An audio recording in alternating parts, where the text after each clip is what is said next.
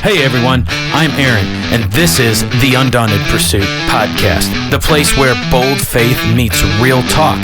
Each week we open up God's Word, dive into life's challenges, and sit down with incredible guests who share their pursuit of Jesus. No fear, no holding back. This is Undaunted Pursuit, and the journey starts now.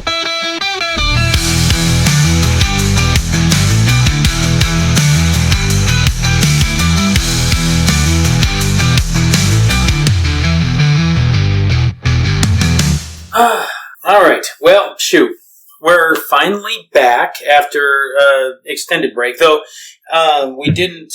guys, welcome back to Undaunted Pursuit podcast. We're glad you joined us here this week. And thanks for hanging in there. Shoot. And Ashley, thank you for agreeing to do this. We kind of did this spur of the moment. We've been talking about this for a while now, as is the story. And we've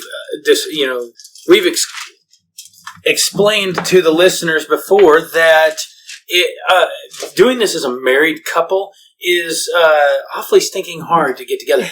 There's a positive note, though. We have finally ordered. Yes, it's exciting. The 2-person setup for podcasting. So we won't be using the Yeti microphone, which is what we've been using, which is why it sounds so. You guys, I'm not a fan of this Yeti microphone. If you had, especially in this back and forth, this 2-person setup, one side sounds terrible, the other side sounds all right, but it's still, we're hopefully, once we get it figured out, I'm sure there'll be plenty of bugs to work out on this new setup, because it's coming with a soundboard and everything, and the interface to hook it up to the computer. That's going to be interesting and a new venture for us, but I hope it's going to sound a whole lot better, so I'm excited for that.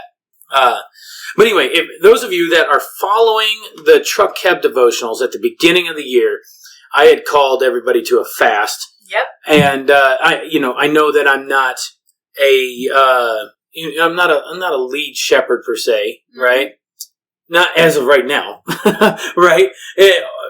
Lord willing, maybe one day, but I wanted to encourage, my whole idea and goal for that was to encourage people to consecrate their year to the Lord. Yep. Right? And what better way to do it than a fast, right? Which, so I hope that you guys, if you are fasting, if you're still in a fast, or if you did a fast, I pray that everything went well for you, that, God really showed up and showed out. I know He did during our fast. For sure. And I look forward to what God is going to be doing this year in our family. And I pray that He continues to bless everybody else listening and your families. Those of you that are pressing in, because we did get a word, we, unbeknownst to us, we had a lot of breakthroughs, actually. A lot of breakthroughs. I mean, small, although, you look back at them and you think they're small, but boy, the weight that they held, Yeah. And then, and to realize what your word is. It's like, I put out that word on Truck Cab devotionals, and I was like, I guess my word is growth. And, 2 or 3 weeks earlier, you're like, hey, have you gotten a word? You mine, yeah. Well, have you gotten a word yet? And I was like, no, I haven't gotten a word. I don't know. I really haven't put much thought into it this year, whatever. And, here we are. Here we are in a season of growth and refinement.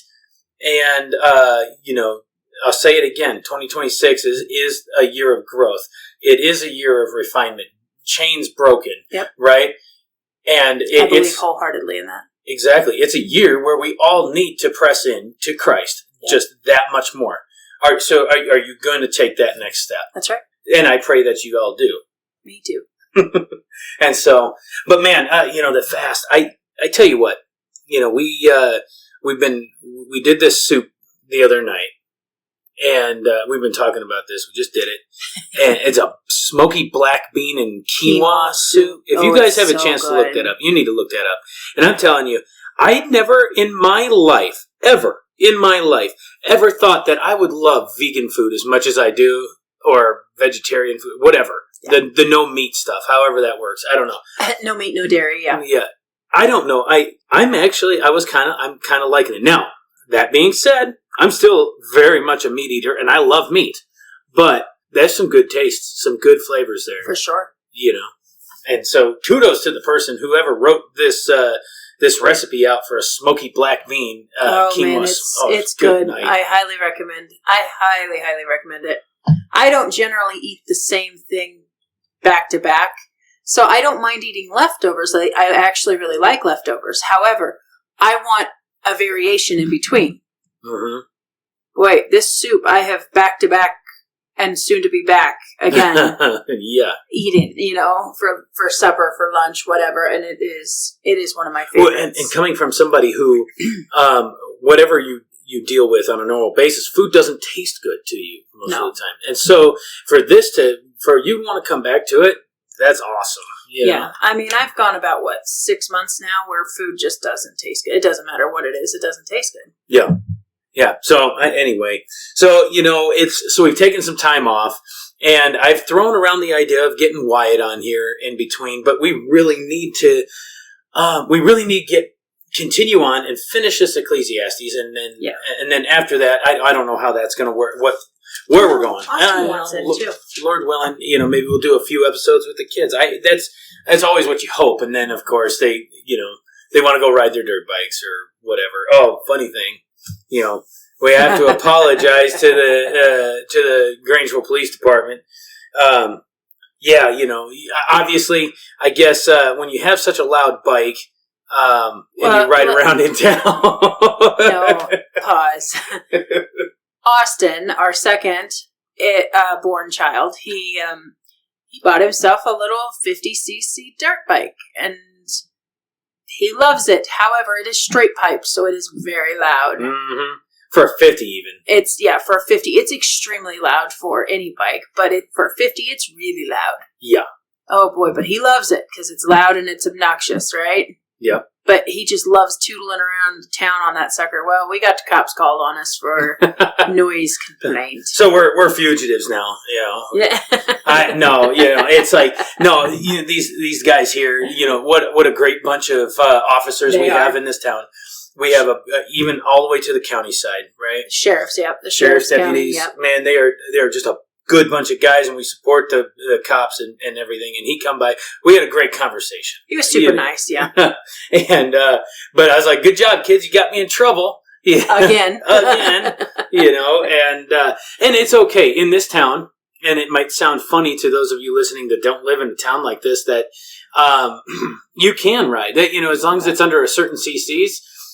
You've got to follow normal bike regulations for the city, and you can ride motorized bikes on the road as long as you are following the rules of the road. So we had to kind of refresh the kids on some rules of the road too. But here's another thing for you naysayers out there that want to call on these kids playing outside, having a good time because they're outside actually doing stuff. Instead Shame of on you in guys. The house.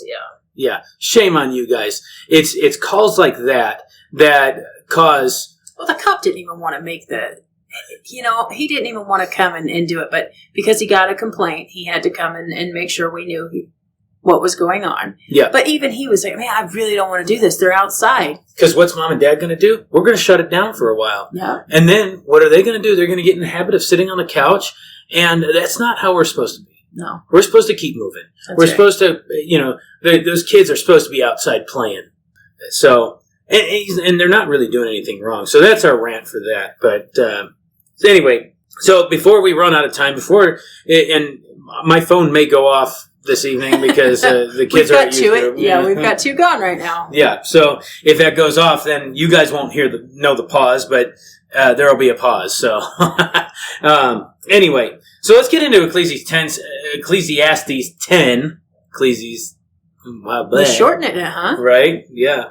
But so that's what we're getting into. We're going to get back into it because, we've only got 10, 11, and 12. 10, 11, 12. So not too much longer, really. And maybe 2 episodes. Yep. So, and we kick this off. Like, have you ever, summertime, whatever, and you're sitting there drinking, I don't know, sweet tea, lemonade, whatever, water, and a fly lands in it. Yes. What do? Normally, sometimes dump the whole thing out. You dump the whole thing out, right? It's like that dead fly, that fly flying into your drink, has has tainted the whole drink, in your opinion. Unless you're a real man like me, and you just flick the fly out of there and you just keep drinking it. So gross. So gross. That builds immunity, right? Oh, yeah, sure it does. Well, that's kind of where we're going here in this, kicking off chapter 10 here, is dead flies make the oil of a perfumer give off a foul odor. So a little foolishness, and here's the contrast of that, right? That was an analogy for a little bit of foolishness outweighs wisdom and honor. Yep. Right? Well, he kicks it off strong right from the beginning. Compares you straight to if you are a foolish person, compares you straight to a dead fly in a drink. Yeah. A dead fly in an oil. Well, and think about it, right? Think about what not even dead flies, but, we've just talked about throwing a whole drink out if a fly lands in it, because what are they associated? What do they like to feed on? They like to feed on feces. Anything. Dead animals, feces. They're just they're just a nasty trash. They like anything trashy. Trash. Yep. Trash. They love trash. So of course, and so him making this correlation between foolishness, living a life of foolishness, is no better than being a bottom of the barrel. Vultures fall into that same category. For sure. Nasty things. Eating dead animals, and the stinkier, the better, right? Yep. You're no better than a dead fly that's giving off a foul odor to society. Yep. Living in this foolishness. And this is what I love. In verse 2, he turns this around. And he's more compare and contrast kind of a thing. A wise man's heart turns him towards the right, but a fool's heart turns him towards the left. Okay? What do we know? I was going to say, so there's that right and left, okay? You're going to see it a lot in the Bible. The right hand is power, honor, power, glory, whereas the left hand is punishment. It is judgment. Yeah. Or as the Amplified puts it, right? Condemnation. Which is the way of blessing, and the left is the way of condemnation. That's right. I find that's interesting. And now we read this so long ago. I read this, so many weeks ago. I can't remember, but I remember sitting there in the morning. I'm sitting here reading through this and having my devotion, my quiet time, and just getting into God's Word and reading it. And I'm like, right and left, but I can't remember what I was thinking. That correlated with that is, we've done several studies with right and left. We have. It's very Revelation. There's several. Maybe references. Was it during that time that I was looking at that? Probably, yeah. Was that left in? I had an epiphany that's coming up here in a little while that I thought was just kind of a funny thing, but we'll bring it up as we progress through here. Even when a fool walks along the road, his common sense and good judgment fail him, and he demonstrates to everyone that he is a fool. At some point in time, your foolish ways, your sinful acts, they're going to come back and bite you, right? Even though you may look the part, you may talk the part, you may act the part. At some point, the crack is going to show. Yeah, exactly. You can't hide that forever. And, that's kind of the way that I kind of take that, even when a fool walks along the road. So he's doing what seems right to everybody else. He's walking on the road. He's not doing anything else. His common sense and good judgment fail him.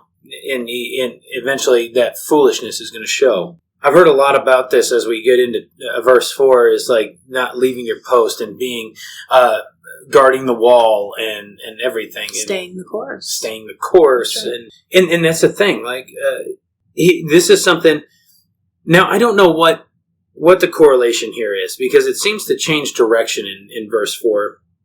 Because then he goes into talking about the preacher here. If the temper of the ruler rises against you, do not leave your post, showing resistance. Right? There's plenty of that. Jesus tells us, it was Paul, wasn't it? Obey your ruler, be subjected to your authorities and everything like that. And Jesus does demonstrate that in his life, on earth, as give to Caesar's what's Caesar's, right? Don't be resistant to that, because everybody has been placed where God wants them right. In that given time. As bad as I think, recently done that on an episode. Mm-hmm. And so don't leave your post, right? Stand your ground yet. Stand your ground in faith. And because just think about every time you've flown off the handle. Have you ever made, when you don't control your anger, have you ever made the situation better by saying something to somebody or just completely? No, on the contrary, you actually feel guilty or you feel, man, why did I do that? You know? Mm-hmm. Yeah. I got to look something up real quick. Okay. I want to look up the definition of folly. Because, to continue in this... is useless, right? It's folly. It's useless. It's a waste of time. Yes. Okay, so according to the dictionary, just a quick Google search, right? A lack of good sense. Folly is a lack of good sense. Biblical definition of folly means moral and spiritual foolishness. The opposite of wisdom, characterized by rejecting God and his ways, leading to self-destruction, unlike mere intellectual error or insanity. Interesting. Okay. So wickedness is another meaning for it. Wickedness. Okay. So if you think about that as we read on here, he goes in, verse 5 is just simply, here's what I've seen living outside of the sun, under the sun, right? Outside of Jesus, right? We're still in this main theme throughout all of Ecclesiastes, right? Yep. And here this wickedness or this,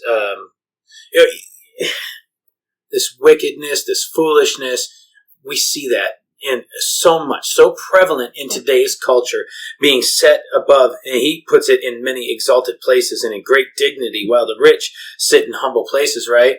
He's looking at this life outside of Jesus, and it seems like everybody's got it. They may appear like they've got it together, right? And that they're being blessed. And then here we are, pure peasants, or seemingly, and we're trying to do our best to follow Christ as best as we can, and then and still our life is so much harder than that. Well, that's their reward, right? But that's their, that's what it is. Like that's what he's saying here. Outside of Jesus, yeah, it may appear just like we read even in verse 3 there about this fool walking along the road, and his judgment is going to fail him, and he's going to demonstrate eventually that he's still a fool. And so this will still happen. We just have to stay the course, right? Because all of this stuff is going to fade away. This stuff that this earthly wealth and everything, it will pass away. Okay, let's take a break for a second, and then we'll get into this as soon as we get back. Sound good? Yep. All right.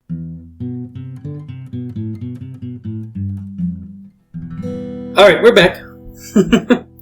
Here we are. I had to figure out how to, I guess all I have to do is just hit the unpause button instead of the record button again. So, did you mess it up? No, I didn't mess it up. No, it's good.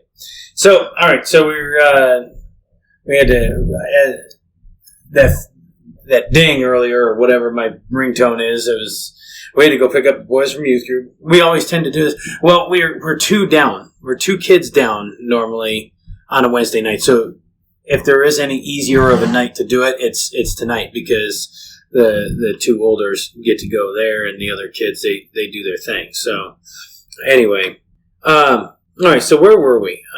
Verse 7, maybe. We've been dancing around 7, 8, 9, 10. Yeah.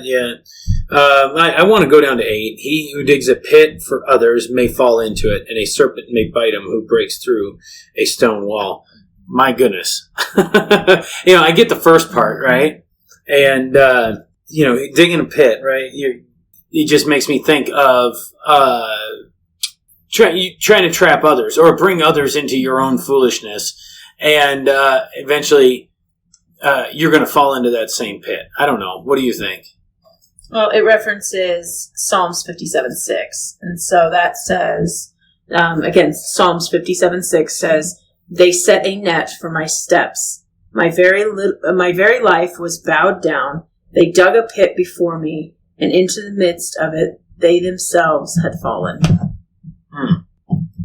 kind of sounds a little like, facing persecution or, for living this upright life or whatever, fools, people living in foolishness think they're just living the grand life or, think they're doing right by it. And so it sounds very much like persecution, doesn't it? No, what it sounds like is they're trying to trap you, but instead they fall in their own trap. Right. Okay, I see that. You think of the Pharisees back trying to trap Jesus every chance they got. And in the end, they continued to look stupid every time they tried to set these traps for them. Yeah, that's what I see is, a person who digs a pit for others may he himself fall into the pit. Yeah. Right? Yeah. Now I'm just going to skip over some of this. I wanted to go on to verse 10. What's a saying we all have? Especially, it's like I tell the kids this all the time. I mean, every one of our kids carries a knife. I've from a very young age, don't go anywhere without a knife. Right. A knife's the most versatile tool, and so they've really kind of taken that to heart. But then, what do knives do? They get dull, and I always tell them, a dull knife is a dangerous knife. I never knew that it was biblical. Of course it is.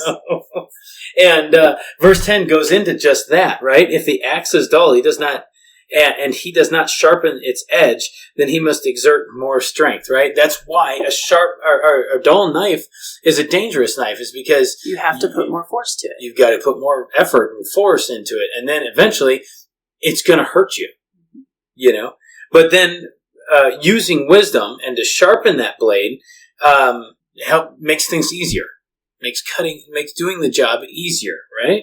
So does... I really like that a person with very little training doesn't know to sharpen their knife or doesn't think to sharpen their knife, right? Because they don't have as much training.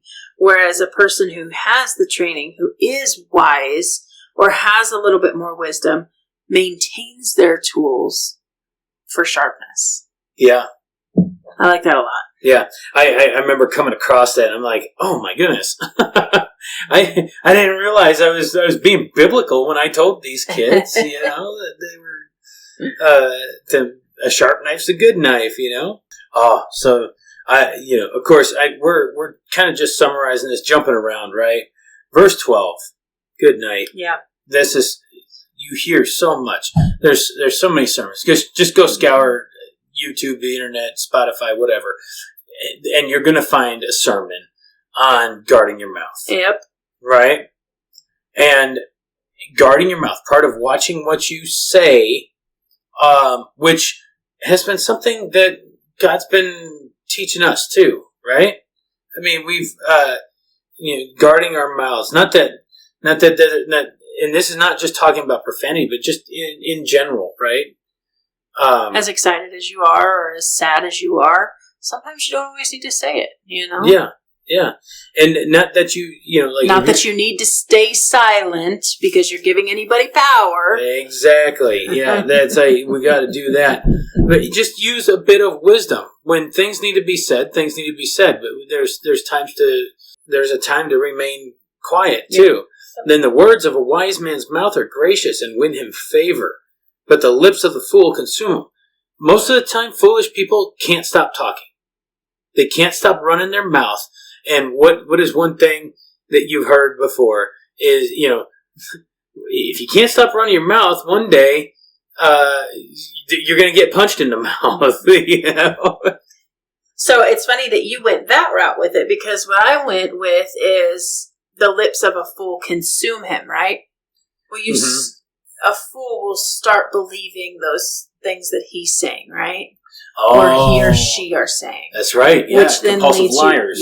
Then leads you down another path or another sin, or so it's funny because you went that route and I immediately went to, you'll start believing, or they will start believing, you will lose track of what is truth. What is wise, right? Yeah. I agree. And it's like, and going on, continuing that thought. Yeah, because 13 fills that in. The beginning of his talk is foolishness, and the end of his talk is wicked madness. It just keeps getting worse. Well, how else do you explain it? You start believing your lies, wicked madness, right? Yeah, exactly. Yet the fool multiplies his word, though no man knows what will happen, and who can tell him what will come after he's gone. Oh. So the word used here is, and I'm going to butcher this probably, is sakal, which implies a dense, confused thinker. Nice. Or sakal, I don't know how you... Hebrew or Greek? This would be Old Testament Hebrew. Okay. Yeah, that's interesting. And here's some commentary. Previously, the preacher had confidently stated that there is nothing beyond this life, and that this life should be lived within under the sun premise. He now casts more doubt upon that premise. Oh, interesting. Yeah, that's interesting, I thought. Okay, so here's what it seems to me like we've gotten into this before, and which we did. I think we've gotten into this on this study alone, about the laborer of a fool wearies him because he's ignorant. He doesn't know how to go to a city, right? Right. So, a fool, they either don't have, like, you see that nowadays. Like, I've heard, it wasn't, I'm sure it's still happening now. I heard a lot of it, especially being in the fire service and, being a paramedic. You heard a lot of people that living on this welfare, like, and I'm not saying you need, if you need assistance, you need assistance, right? But there are people making careers out of living on welfare. Are you serious? Oh yeah. I mean, it was often, you could hear, it wasn't uncommon to hear kids say, well, I just want to live off the government. Like that was their career path, right? And so that's foolish, right? A fool has no desire to work. But when or if they do, they quickly become this, they quickly become so tired out by it, and yes, there is wisdom in working for what you have, right? Everything takes work. We know that, and yet you see in a culture of today, maybe not today, maybe, I don't know, I'm not well versed on it, but people that just don't want to work. We see that especially in the town that we live. It's so hard to find help people to work. Yeah. I mean, you build up everybody wants to be that YouTuber that's bringing in money just by doing silly videos, right? Or yeah.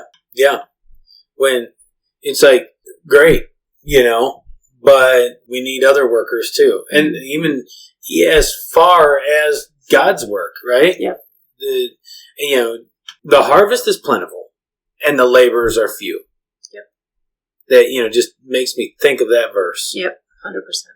As we progress into 16 and 17, you see this woe to you when your king is a child, and incompetent officials and princes feast in the morning, but blessed when your king is of noble birth, and your princes and officials feast at the proper time for strength and not for drunkenness, right?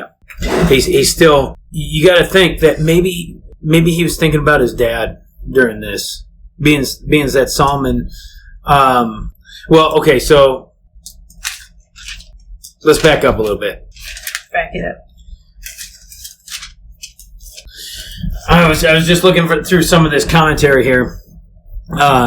He was saying that Solomon himself felt that he was but a child when he came to the throne of Israel, which, I can't remember at what age he did, but therefore he wisely asked God for wisdom to lead a great people. A nation's first need is a mature leader. Interesting. Yeah. RSV, I don't know what that means. Either way, it goes on to say RSV is a child refers to not to age but to general maturity. Anyway, I was thinking about blessed are you land when your king is a man of noble birth, right? And that these guys are feasting for strength and not for drunkenness, right? Yeah. We're looking at this this level of maturity, right? And I'm not wondering if maybe Solomon would have been thinking about his dad in this, and that the Bathsheba story, when other kings were off fighting and working for their freedom and their land and everything like that. What was David doing? David was relaxing, and he let his guard down. What happened was the temptation crept in, and then you guys, any of you listening, know the story of what happened, right? He let his guard down, and he decided to slack off in his duties as king. Like, he should have been out there on the battlefield. Yes. And yet, here he was being lazy and reclining in the castle. But what was one thing we saw a lot of times in Arkansas, that we saw a lot of houses that were abandoned. Yeah. Yeah. And people had no, complete disregard to fix them up or sell them or whatever. Just get a new one. Something left to itself is going to decay. Yep.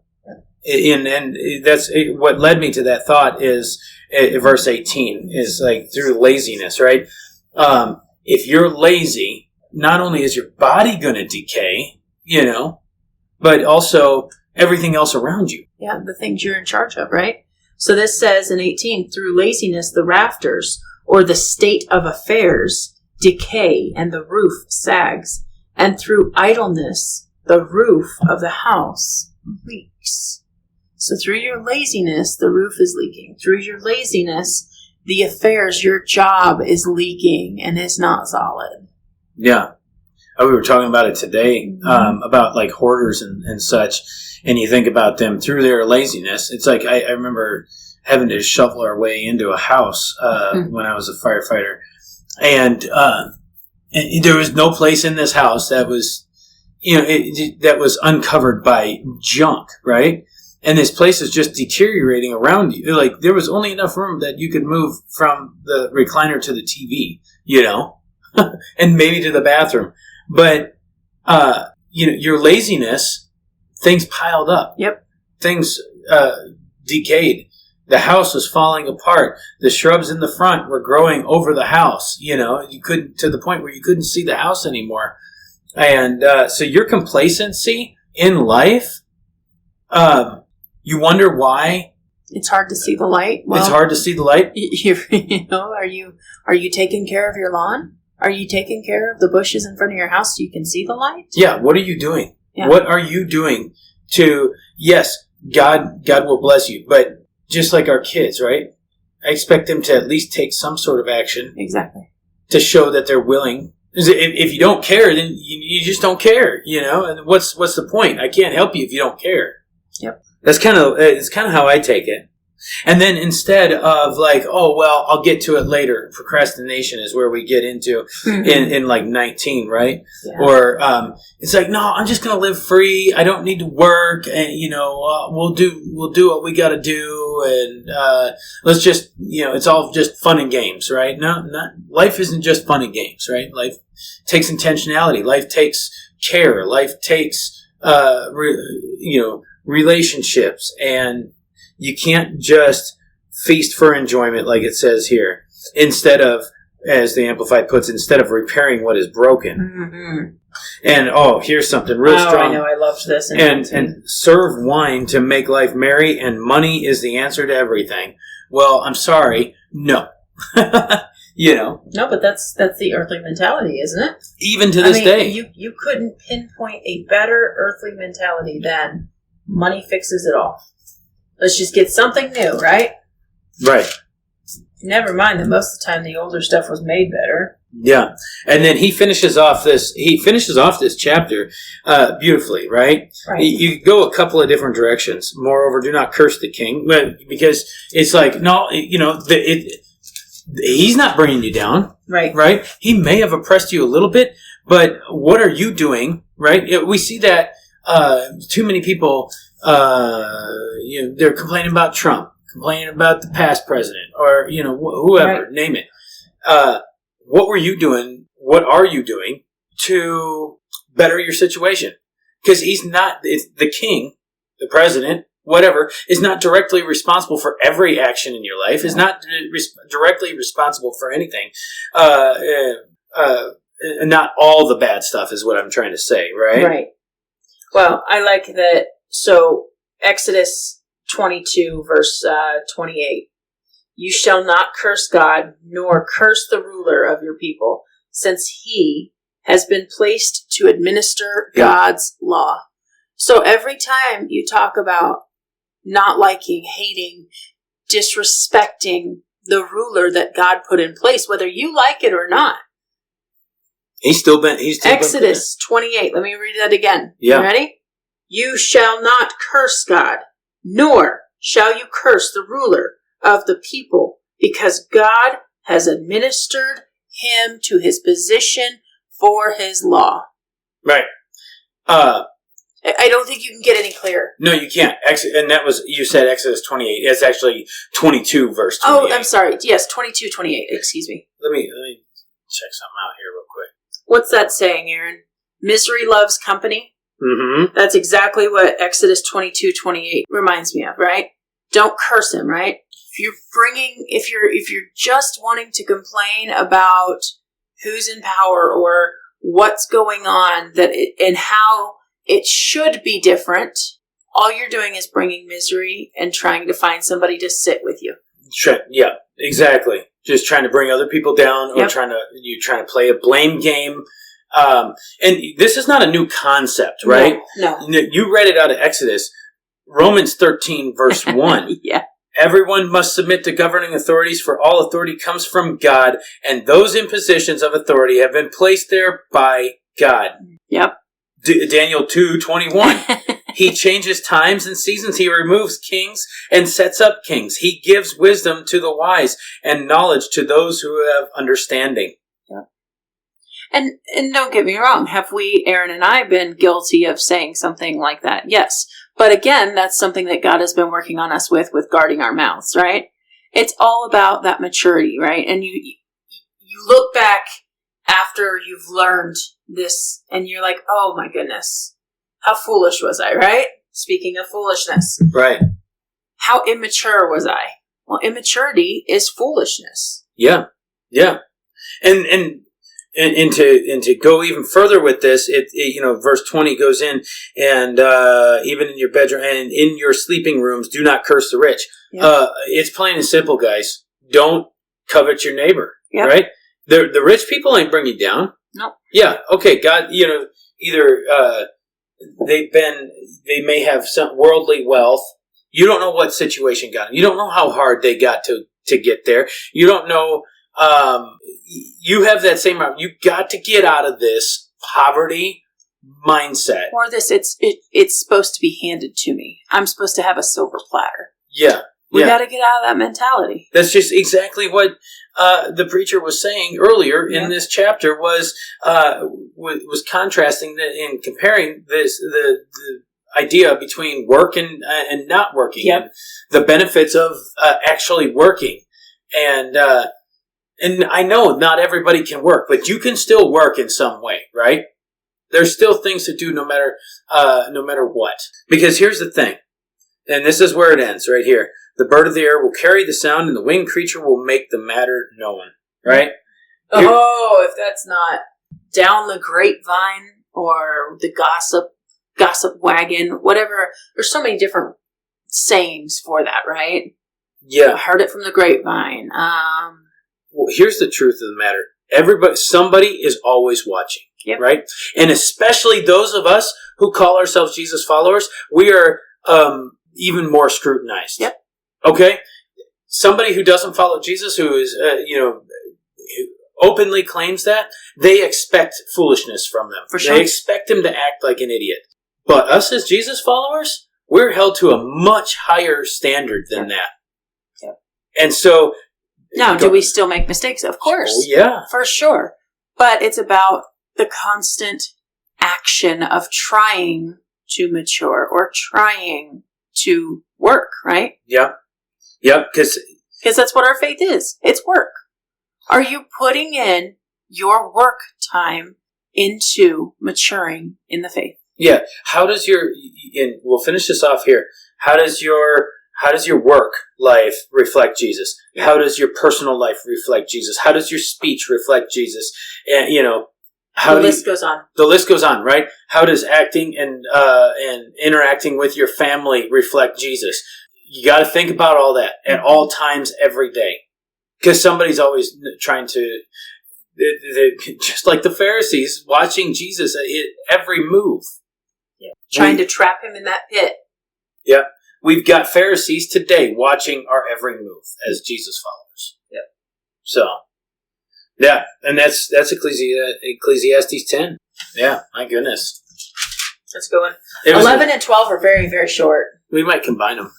I guess 12's not really that super short, but I mean, it's 14 verses, but 11 is 10 verses. It is short. I think we could combine them because here's the thing: we can summarize them, and discuss this. Because hey, here's what you guys should be doing: reading this for yourself. Yes.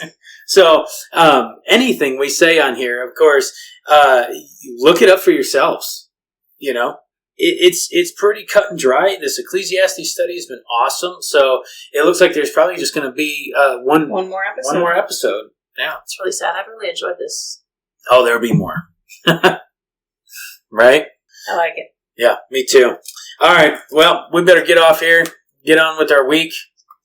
Well, this is coming out towards the end of the week. So, everybody, I hope you all have a good weekend. And, just keep your eyes focused on Jesus and pursuing God's wisdom, right? Ask Him for wisdom. Just like Solomon asked Him for wisdom, we can also come to Christ and ask Him for wisdom, and He will freely give. So, all right, guys, thanks for listening to Undone in Pursuit podcast. We'll see you all next time. See you guys. Hey, thank you for joining us on the Undaunted Pursuit podcast this week, where faith meets real life. Stay bold, stay faithful, and keep chasing after Jesus. Don't forget, follow us on social media. Like, subscribe, rate, whatever you got to do. Anywhere you listen to podcasts, you can find us on Facebook, Instagram, X, YouTube especially. Check that out. We love all the support that you give us, and we want you to continue supporting us. Share this episode with somebody this week. That you, the listener, are what makes this all possible. And, as we go through this, we need your support, both by sharing episodes and monetarily. Be looking in the show notes for any pertinent links to where you can support us financially, where you can support our guests, where you can support the music that's used at the end of this. We just encourage you to follow and like anybody that is on here, because we're all under the same mission, and that's to spread the gospel of Jesus. If you guys want to reach out, send us an email at undauntedpursuit@gmail.com. Until next time, keep pursuing.